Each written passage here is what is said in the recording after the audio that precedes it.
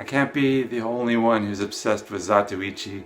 If you don't know this character, get ready for me to tell you about him.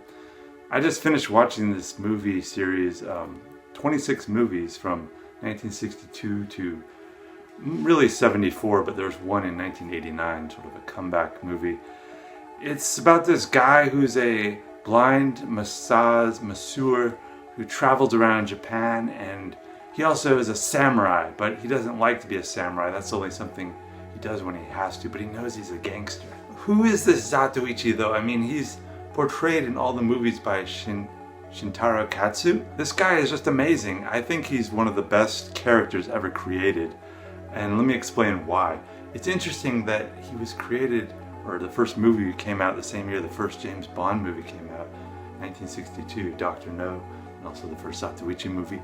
And they sort of represent two really opposite forces. If James Bond is sort of this corporate drone device that he's given anything he wants, and these fancy cars and watches, so that he's like an advertising vehicle for these corporations.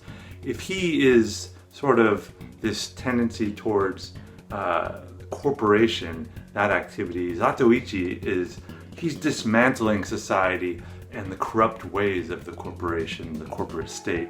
So he's tearing that apart. He's the total opposite of James Bond, and I think he's a much better character. Criterion, one of my favorite DVD, Blu-ray labels, they have released all of the 26 movies, I think on Blu-ray, and they haven't released the TV series, which I'm also curious about. I wrote them an email, they didn't reply.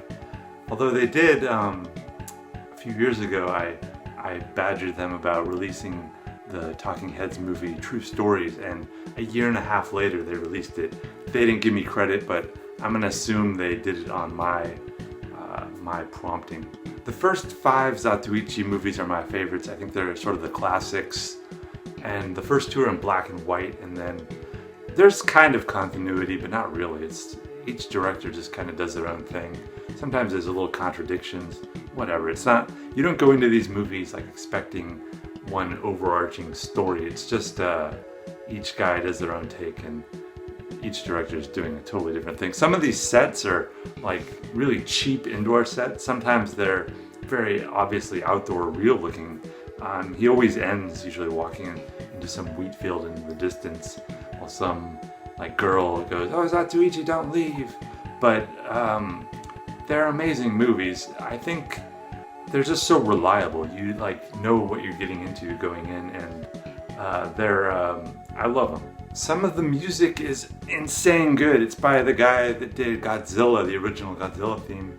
What's his name? Akira Ifukube, I think. A lot of times the movie will be just very, so, and then in the last 10 minutes, all of it will come together and just like, shit'll go crazy and it'll be amazing. Some of the endings are just the music, the orchestration, and don't expect realistic fight scenes. They're doing these like sound effects with the sword. Always it goes like shring, but it's like you don't care. You're watching these movies for a texture, not a plot. There's a few remakes after 1989. I have not watched those. Maybe I will. Maybe you can let me know if you've seen them, if they're worth watching. Also, I'm watching this documentary about Shintaro Katsu, which is pretty incredible because he had a lot of issues. He was doing a lot of drinking and drugs at the time of these movies. You can tell that as he made them, that his ideas about who Zatoichi is and how he was originally conceived are totally different. He becomes a more ridiculous, zany character as he goes along. They try a lot of different things. I just love these movies. I could watch them again. I probably will if my Japanese ever improves. I'm glad that Criterion released them. I hope we can get a TV series eventually. Or if you know about that online, I'd love to watch the TV series too, because they're just such great, reliable films. I don't know how to describe them any other way, but reliable. Yeah. I mean, the first 5 I would say are great, but then after that, they're just kind of hit or miss. But there's always something in every movie that's kind of makes it worthwhile. And it's, they try a lot of different things that don't work, but who cares? I think they're amazing, and I think you'll love them too. So check them out, Zatoichi.